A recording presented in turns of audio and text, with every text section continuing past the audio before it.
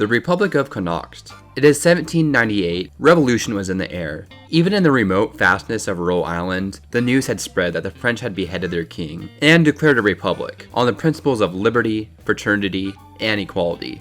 Well, better yet, the American colonies had cast off the yoke of British rule in favor of government of the people, by the people, and for the people. Well, so of course, the people of Ireland began to get uppity, and Napoleon, now at war with Britain, saw a chance. He sent a relatively small force of 1,000 to Mayo County, Ireland, to help out some of the anti-British rebels. They won a small battle against the British, and the rebels, thinking this would cause a domino effect of revolts in Ireland against the British, formed a new government called the Republic of Connacht. Now, at the time, the Viceroy of Ireland was this guy named George Cornwallis, who was really only notable for getting dunked on by George Washington. In fact, he was the one who actually surrendered at Fort Trenton in New Jersey, bringing the American War of Independence to an end. So yeah, dude already lost one colony and was not ready to lose another. And under just 2 weeks, he obliterated the rebellion and threw in some war crimes by burning down random towns and cities. Before we continue to our next entry, I just wanted to thank our sponsor, World of Tanks, a free-to-play online strategy game for PC with over 100 million players worldwide.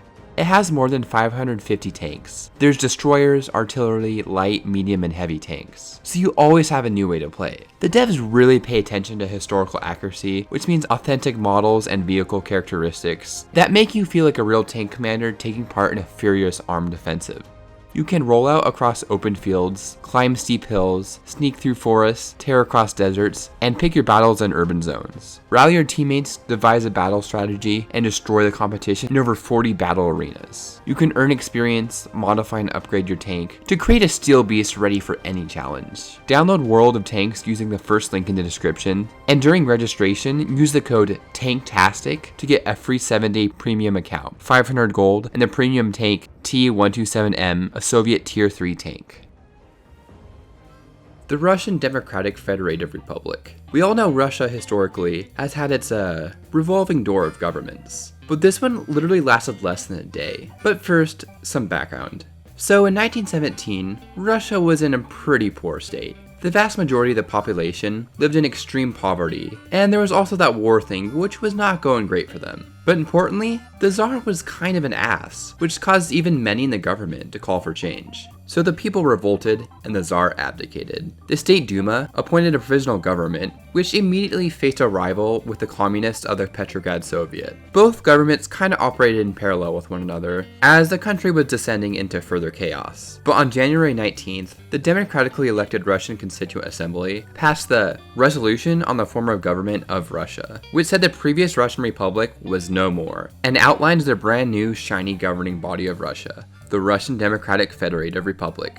It lasted all of 6 hours, until Lenin said no. Or, well, more accurately, gave a 2-hour speech calling them bougies, and then dissolved the Constituent Assembly. Turns out another country was in the offing, and this time, it would last a little while longer. The USSR. The Great Republic of Rough and Ready. And yes, that is the name of a short-lived country. In 1848, the town of Rough and Ready was founded by a Wisconsin mining company of the same name, which got its name from the nickname of President Zachary Taylor, who was famous for, serving for 16 months and then dying because of a stomach disease. Now, the inhabitants of this town really hated paying mining taxes, so they came up with a 300 IQ plan, just to secede from the Union, which they actually misspelled on their plaque. They elected a guy named Colonel E.F. Brundage as their president. He penned a steaming letter to Washington, D.C., which never even got a response from the federal government, because who gives a crap about a town of 1,000 in the middle of nowhere, California? Now, immediately, they ran into a problem. See, they had to go to Nevada County to buy liquor, but the liquor providers would not sell any to them as they were foreigners. So it turns out, they really were not that ready, and the town voted once again to rejoin the Union. Also, look at their ugly ass flag.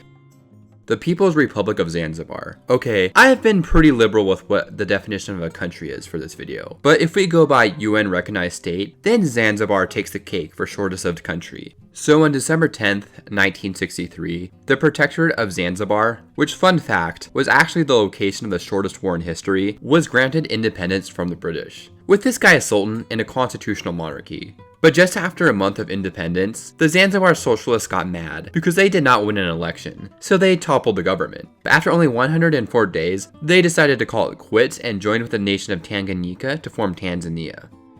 Once again, thanks to World of Tanks for sponsoring this video, and make sure to visit that link in the description. Also thanks to our patrons Andy Luke, Emerson Salmerio Rubio, Link the Bets 24, Sean Finerty Loins, and Zyma.